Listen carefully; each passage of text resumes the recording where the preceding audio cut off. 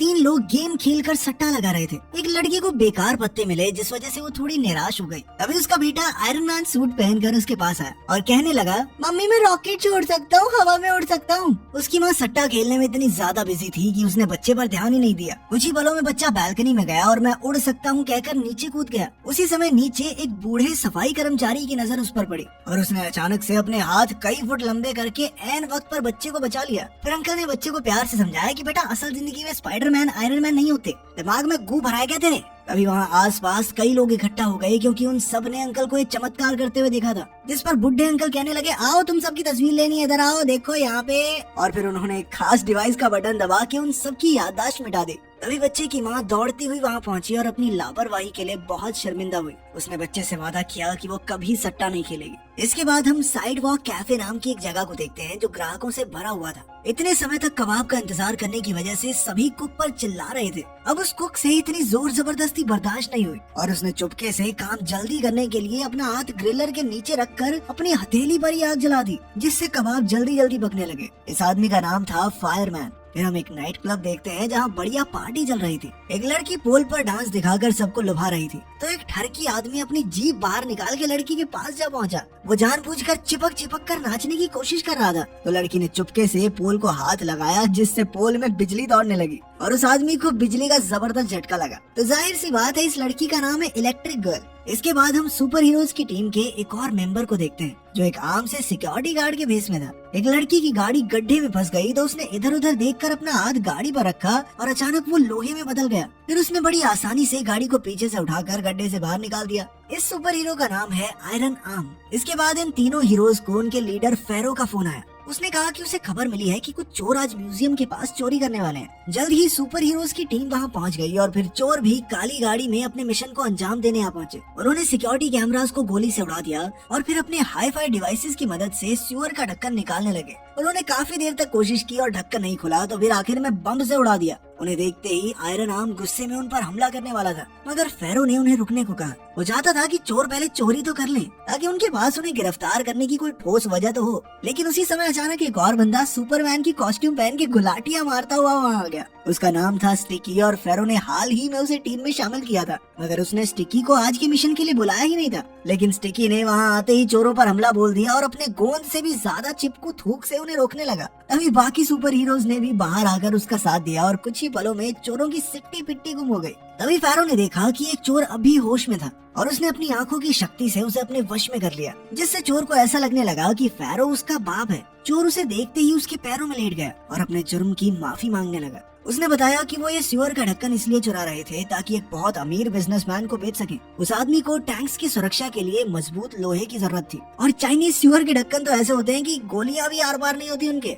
खैर ये सुनने के बाद फेरो ने अपने डिवाइस से सभी चोरों की याददाश्त मिटा दी। अब स्टिकी सोच रहा था कि उसकी बहादुरी के लिए फेरो उसकी तारीफ करेगा, लेकिन फेरो ने तो उसे डांटना शुरू कर दिया क्योंकि वो बिना बताए इस प्लान में घुस गया था और उसकी वजह से सब कुछ चौपट हो सकता था। इसके बाद फेरो को कमिश्नर का फोन आया। कमिश्नर ने मिशन पूरा करने के लिए फेरो का धन्यवाद किया क्योंकि आज उसकी वजह से सीवर का ढक्कन चुराने वाली गैंग का पर्दाफाश हो पाया है। आखिरकार मिशन पूरा होने के बाद फेरो ने अपने नए सुपर हीरो स्टिकी को अपने ऑफिस में बुलाकर बाकी सबसे मिलवाया। फेरो ने सबको बताया कि बचपन में फेविकोल पी गया था ये, जिसके बाद उसके शरीर में अजीबोगरीब रिएक्शन होने लगे और फिर बड़ा होकर उसका पसीना, थूक और पेशाब सब कुछ चिपकू हो गया। इसके बाद स्टिकी ने सबके सामने अपनी शक्तियों की नुमाइश की और उसे लग रहा था कि वो सबसे बेहतर है। लेकिन जैसे ही वो आयरन आर्म के सामने पहुंचा तो आयरन आर्म ने उसे अपनी असली जगह दिखा दी। उसने स्टिकी का हाथ पकड़कर उसे एक ही पल में एक कोने से दूसरे में फेंक दिया। खैर बाद में हम देखते हैं कि फेरो ने उसे एक नौकरी दिलवाई क्योंकि उसे सुपर हीरो बनने के लिए एक आम इंसान बनकर रहना होगा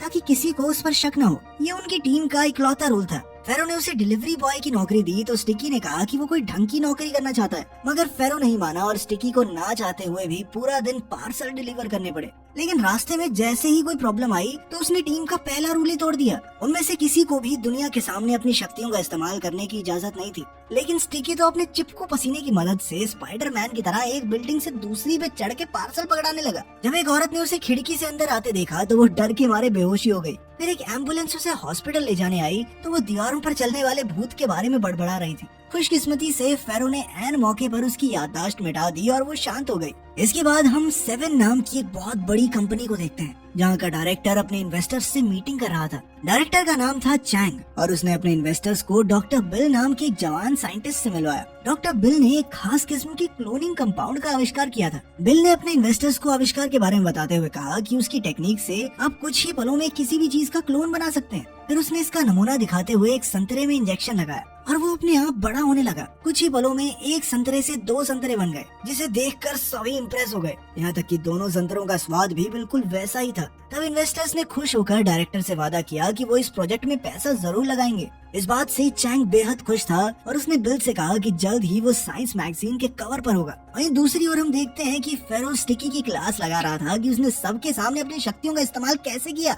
और फिर स्टिकी कहने लगा कि डिलीवरी बॉय की नौकरी में सारा टाइम थोड़ी लगा दूंगा अपना, लोगों की जान भी तो बचानी सर बाद में। वो एक सुपर हीरो है, उसे देश में हो रहे जुर्म को रोकना चाहिए। उसी समय एक प्यारी सी लड़की ने उसे पीछे से बुलाया। उसे लगा वो एक कुरियर वाला है, इसीलिए उसने स्टिकी को उसके घर जाकर सामान पैक करने में उसकी मदद करने को कहा। स्टिकी तो उसे देखते ही लट्टू हो गया और चुपचाप लड़की के पीछे उसके घर आ गया। लड़की ने उसे काम समझाया और फिर अपने फोन पर लाइव स्ट्रीमिंग करने लग गई। तब पता चला कि उस लड़की का नाम जाओ है, जो कि एक काफी मशहूर ब्लॉगर है। खैर फिर स्टिकी बाथरूम में हल्का हो रहा था तो अचानक उसकी नजर एक कॉकरोच पर पड़ी और वो बुरी तरह डर गया। इसी वजह से उसका चिपकू पेशाब सारे फर्श पर बिखर गया और साथ ही उसके हाथों पर भी लग गया। इधर उसके पैर भी जमीन से चिपके हुए थे, तो उन्हें निकालने के चक्कर में जैसे ही वो नीचे गिरने लगा तो उसने वहाँ सूख रहे लड़की के अंडरगारमेंट्स पकड़ लिए। जब जाओ को बाथरूम से आवाजें आई तो वो वहाँ पहुंची। उसने देखा कि ये साला डिलीवरी वाला अपने हाथ में मेरी ब्रा चिपका के बैठा है। इससे जाओ को लगने लगा कि किस लुच्चे को घर पे ले आई मैं। स्टिकी ने उसे समझाने की कोशिश की पर अचानक जाओ का पैर मुड़ गया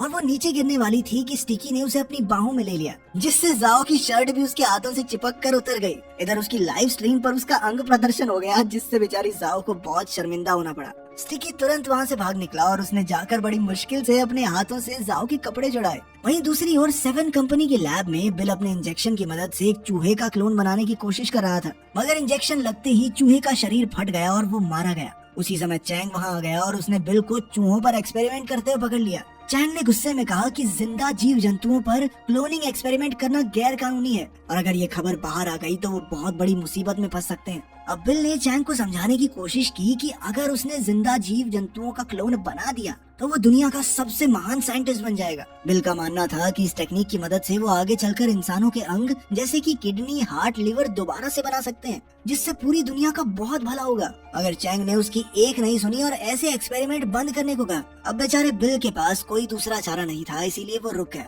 इसके बाद हम देखते हैं कि स्टिकी फेरो के पास गया और कहा कि उसके शरीर में कोई अजीबोगरीब बदलाव आ रहा है, क्योंकि आज से पहले वो अपने ही चिपकू पेशाब की वजह से किसी से चिपका नहीं था। तब फेरो ने उसे एक बिस्तर पर बांध दिया और फिर समझाया कि ये उसके स्ट्रेस की वजह से हुआ है। जब उसका एड्रेनलिन बहुत बढ़ जाता है तो वो अपनी शक्तियों पर काबू नहीं कर पाता। फेरो ने कहा कि बस मैं तुम्हारे शरीर पे छोटा सा कट लगाऊंगा और सब ठीक हो जाएगा। स्टिकी एक बार को मान भी जाता, पर फिर उसने देखा कि फेरो का इशारा उसके हथियार की तरफ था और वो डर के मारे चिल्लाने लगा, साले बुड्ढे कहाँ पे कट लगाएगा तू। खैर फेरो ने समझाया कि नहीं वैसा कुछ नहीं है बेटा, हाथ पे हथेली पे कट लगाऊंगा मैं। खैर सर्जरी के बाद स्टिकी के हाथ बिल्कुल पहले जैसे हो गए और अब उसने अपने लिए एक नया सुपर सूट बनाया और अपनी शक्तियों को काबू करना सीखा। इसके बाद वो फिर से डिलीवरी बॉय की नौकरी पर जाने लगा और फिर वो एक कुरियर लेकर जाओ के घर पहुंचा, लेकिन उसे देखते ही जाओ को फिर गुस्सा आ गया। तब स्टिकी ने जाओ को शांत करते हुए उसके अंडरगारमेंट्स लौटा दिए और कहा कि उसने इन्हें अच्छे से धो दिया है। लेकिन फिर जब जाओ ने बक्सा खोला तो उसमें एक नंगे आदमी का पुतला था, जिसे देखकर वो आग बबूला हो गई। वो स्टिकी को पीटने लग गई कि नहीं सुधरेगा तो लुच्चे बताऊं तुझे। पर तभी उसका पड़ोसी बाहर आया और जाओ के हाथ से वो पुतला ले लिया। पता चला कि एड्रेस में गलती हो गई थी, क्योंकि असल में ये पार्सल पड़ोसी का था। ये सारी गड़बड़ सुलझाने के बाद स्टिकी ने जाओ से कहा कि पिछली बार भी तुमने मुझे गलत समझ लिया था। खैर अब जाओ भी समझ गई थी कि स्टिकी कोई बुरा इंसान नहीं है। तभी जाओ को फोन आया और वो स्टिकी को वहीं छोड़कर बाहर भाग निकली, जहाँ उसके पिता उसका इंतजार कर रहे थे। उसके पिता कोई और नहीं बल्कि 7 कंपनी के डायरेक्टर चैंग ही थे। ये देखकर स्टिकी काफी खुश हो गया कि पसंदीदा औरत सिर्फ खूबसूरत ही नहीं अमीर भी है। वहीं दूसरी ओर बिल अब भी चूहों पर एक्सपेरिमेंट्स कर रहा था। उसने अपने साथ काम करने वालों को भी अपनी तरफ कर लिया था, जिसके बाद उन्होंने बिल के एक्सपेरिमेंट्स को राज रखने का वादा किया। आखिरकार काफी एक्सपेरिमेंट्स के बाद वो चूहों का क्लोन बनाने में कामयाब हो गया। फिर अगली सुबह फेरो ने सुपर हीरोज की टीम को नए मिशन के बारे में बताया, लेकिन बाकी सुपर हीरोज स्टिकी के आने से बिल्कुल भी खुश नहीं थे, क्योंकि वो अक्सर गलती करके सब कुछ चौपट कर देता था। मगर फेरो ने उन्हें विश्वास दिलाया कि स्टिकी मिशन पर जाने के लिए अब तैयार है। इसके बाद जब मिशन शुरू हुआ तो हम देखते हैं कि स्टिकी बाकी सुपर हीरोज से कहीं आगे था। उसने सभी गुंडों की छुट्टी कर दी और सिर्फ एक आखिरी विलन बाकी था। स्टिकी उस पर झपटने ही वाला था कि अचानक उसने देखा कि जाओ वहाँ चलती हुई आ रही थी। वो अपनी स्ट्रीम पर थी और अचानक एक गुंडे ने उस पर हमला कर दिया। तब स्टिकी सब कुछ छोड़कर उसे बचाने दौड़ा। उसने बड़ी आसानी से गुंडे को चिपकू लिक्विड से वहीं रोक दिया, मगर अंत में गुंडे ने जाओ को बिल्डिंग से नीचे धक्का दे दिया। लेकिन स्टिकी ने ऐन वक्त पर उसके पीछे कूदकर उसे अपनी बाहों में ले लिया और उसकी जान बचाई। ये सब देखकर जाओ तो बेहद इम्प्रेस हो गई और उसने सुपर हीरो का नाम पूछा। लेकिन उसी समय फेरो ने उसकी याददाश्त मिटा दी, जिससे जाओ को लगा कि यहाँ किसी थर्ड क्लास फिल्म की शूटिंग चल रही है, जिसे अनोखी फिल्म्स वाले थोड़े टाइम में लोगों को दिखाएंगे। जब वो घर लौटी तो उसकी दोस्त ने उसे फोन करके पूछा कि उसके साथ क्या हो रहा है। तब ये खुलासा होता है कि जो कुछ भी वहाँ हुआ वो सब जाओ की लाइव स्ट्रीम पर रिकॉर्ड हो गया था, और जब टीवी पर उसने ये फुटेज देखी तो उसे सब कुछ याद आ गया। इस नए सुपर हीरो की खबर सारी दुनिया में आग की तरह फैल गई और स्टिकी रातों रात मशहूर हो गया। सारे सेलिब्रिटीज उसी के बारे में बातें कर रहे थे और अब तो उसकी तारीफ में गाने तक बन रहे थे। ये सब देखकर फेरो बहुत गुस्से में था, लेकिन तभी कमिश्नर ने उसे फोन करके कहा कि अब जो हो गया हो गया। अब उन्हें स्टिकी को ही एक सेलिब्रिटी सुपर हीरो बनाए रखना होगा ताकि सबका ध्यान उस पर रहे और बाकी सुपर हीरोज अपना काम आसानी से कर सकें। अब फेरो स्टिकी को लेकर सेंट्रल टेलीविजन के प्रोड्यूसर से मिलने गया और स्टिकी ने सबको अपनी काबिलियत का नमूना दिखाकर ये साबित कर दिया कि वो ही वीडियो वाला सुपर हीरो है। देखते ही देखते स्टिकी सेलिब्रिटी बन गया और सभी न्यूज वाले उसका इंटरव्यू लेकर तरह तरह के सवाल पूछने लगे। इसके बाद उसने कई एड्स भी किए और किसी ने तो उसे सिंगिंग शो का जज भी बना दिया। इसी दौरान वो कई सारी प्रेस कॉन्फ्रेंसेस भी कर रहा था ताकि बाकी सुपर हीरोज का राज राज ही रहे। उसने दावा किया कि आज तक लोगों को मुसीबत से बचाने वाले जो भी चमत्कार हुए हैं उसके पीछे उसका ही हाथ है। जब आयरन आर्म ने ये खबर देखी तो वो गुस्से से लाल हो गया, क्योंकि ये कल का आया लड़का उनकी सारी मेहनत का क्रेडिट खुद ले जा रहा है। लेकिन धीरे धीरे स्टिकी की मुसीबतें बढ़नी शुरू हो गई, क्योंकि उसकी असलियत बाहर आने से आम लोगों के साथ साथ गुंडे भी उसे पहचानने लगे थे। एक बार तो एक आदमी ने जानबूझकर चोरी करने का नाटक किया और जब स्टिकी ने उसे पकड़ लिया और सभी लोगों का ध्यान उस पर आया तो अपने स्टोर की ऐड करने लग गया। इसके बाद कुछ लोगों ने नकली हमले का नाटक किया ताकि स्टिकी उन्हें बचाने आए और वो उससे मिल सके। अब स्टिकी एक कॉन्फ्रेंस में जाने से पहले फेरो के साथ बैठा था, तो उसने फेरो से शिकायत की कि उसके मशहूर होने के बाद से ये सब गड़बड़ हो रही है। तभी हम देखते हैं कि जाओ भीड़ को चीरती हुई स्टिकी की तरफ भाग रही थी। वो तो स्टिकी के प्यार में पागल हो चुकी थी और वो सिक्योरिटी गार्ड्स के भी हाथ नहीं आई। तभी अपना आयरन मैन सिक्योरिटी यूनिफॉर्म पहने स्टिकी के पास पहुंचा और उसे बुरी तरह पीटने लगा, क्योंकि स्टिकी ने टीवी पर सारे मिशन का क्रेडिट खुद को दे दिया था। अब उसे चुप कराने के लिए स्टिकी ने उसके होठों पर चिपकू लिक्विड गिरा दिया। उसी समय जाओ ने कमरे का दरवाजा खोला, जिसका धक्का लगने से स्टिकी के होठ आयरन मैन के होठों से जा चिपके। जब जाओ ने उन दोनों को होठ से होठ चिपकाए देखा तो उसे लगा कि स्टिकी तो गे है और वो रोते रोते वहाँ से भाग गई। अब स्टिकी जैसे तैसे खुद को छुड़ाकर कुरियर बॉय के रूप में जाओ के पास गया और उसे समझाने की कोशिश की। उसने कहानी बनाई कि वो स्टिकी को अच्छे से जानता है और अगर जाओ चाहे तो वो उसे मिलवा भी देगा। उसने जाओ को यकीन दिलाया कि स्टिकी गे नहीं है और उसे कोई गलत फहमी हुई होगी। ये सुनकर जाओ ने एक्साइटमेंट में उसे गले लगा लिया। इसके बाद हम 7 कंपनी का ऑफिस देखते हैं, जहां डायरेक्टर के असिस्टेंट को कूड़े के ढेर से एक टेस्ट ट्यूब मिली। उसने तुरंत ही इसकी खबर चैंग को दी और चैंग गुस्से में सीधा बिल के पास पहुंचा। वो बिल पर खूब चिल्लाया और उसे नौकरी से निकालने की धमकी दी, मगर बिल ने तो सारे स्टाफ को पहले ही अपनी तरफ कर लिया था। उसने स्टाफ को हुक्म देकर डायरेक्टर और उसके असिस्टेंट को बंदी बना लिया और कहा कि अब इस क्लोनिंग कंपाउंड का इंसानों पर एक्सपेरिमेंट करने का समय आ गया है। पहले उसने असिस्टेंट को इस ड्रग का इंजेक्शन दिया और कुछ ही पलों में धमाके से उसका शरीर फट गया। अब बिल इस पूरे एक्सपेरिमेंट का डाटा एनालाइज करना चाहता था, मगर चैंग ने उसी वक्त अपने फोन से डेटाबेस लॉक कर दिया। तब बिल ने अपने गुंडों को हुक्म देकर चैंग की बेटी जाओ को पकड़कर लाने को कहा। वहीं दूसरी ओर स्टिकी एक छत से दूसरी छत पर खुशी से कूदता हुआ जाओ से मिलने जा रहा था। उधर जाओ भी उससे मिलने को बेकरार थी। जैसे ही घंटी बजी तो उसने भाग का दरवाजा खोला, मगर वहाँ स्टिकी नहीं बिल के गुंडे थे और वो जबरदस्ती जाओ को उठा कर ले गए। कुछ ही मिनटों बाद स्टिकी वहाँ पहुँचा तो उसने देखा कि घर का सारा सामान बिखरा हुआ था, तो वो समझ गया कि जरूर कुछ न कुछ तो बुरा हुआ है। उसने तुरंत फेरो को खबर की और फेरो ने सभी टीम मेंबर्स को मिशन पर जाने को कहा, मगर आयरन आर्म अब भी उससे गुस्सा था और वो स्टिकी की मदद किसी भी हालत में नहीं करना चाहता था, मगर फेरो ने उसे जैसे तैसे चलने के लिए मना लिया। इसके बाद फेरो ने जाओ का फोन ट्रैक किया और फिर स्टिकी ने बताया कि जाओ को कहां पर बंदी बनाकर रखा गया है। उधर लैब में बिल जाओ को इंजेक्शन लगाने की धमकी दे रहा था ताकि चैंग उसे पासवर्ड बता दे। चैंग को अपनी बेटी की जान प्यारी थी, इसीलिए उसने ना चाहते हुए भी पासवर्ड बता दिया। अब बिल जो चाहता था उसे मिल गया था, पर फिर भी वो जाओ को इंजेक्शन लगाने के लिए आगे बढ़ा क्योंकि वो सभी चश्मदीद गवाहों को मिटाना चाहता था। लेकिन उसी वक्त स्टिकी वहां आ पहुंचा और लड़ाई शुरू हो गई। बाकी सुपर हीरोज भी पहुंचे और उन सब ने मिलकर बिल के सारे आदमियों को खत्म कर दिया। बिल खुद भागने को कामयाब हो गया, लेकिन सड़क पर अपने आयरन मैन ने उसकी खूब पिटाई की।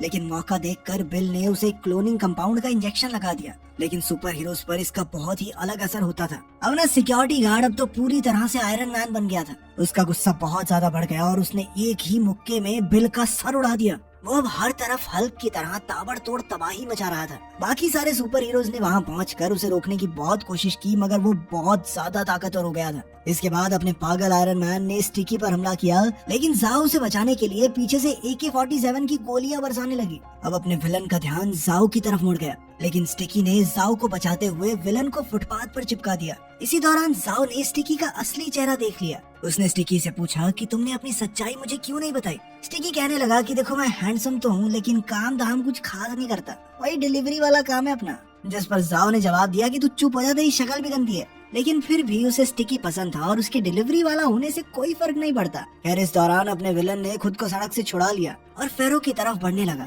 अब सारे सुपर हीरोज अपनी ताकत स्टिकी के अंदर डालकर एक आखिरी हमले के लिए तैयार हो गए, जिसने एक आग, बिजली, टेलीपैथिक चिपका चिपकी बीम निकाली, जिसने अपने सस्ते आयरन मैन का मेटेलिक शेल तोड़ दिया और वो फिर से पहले की तरह नॉर्मल हो गया। आयरन मैन बच गया, अपने हीरो का घर भी बच गया, और क्या ही चाहिए। मिलते हैं अगली वीडियो में।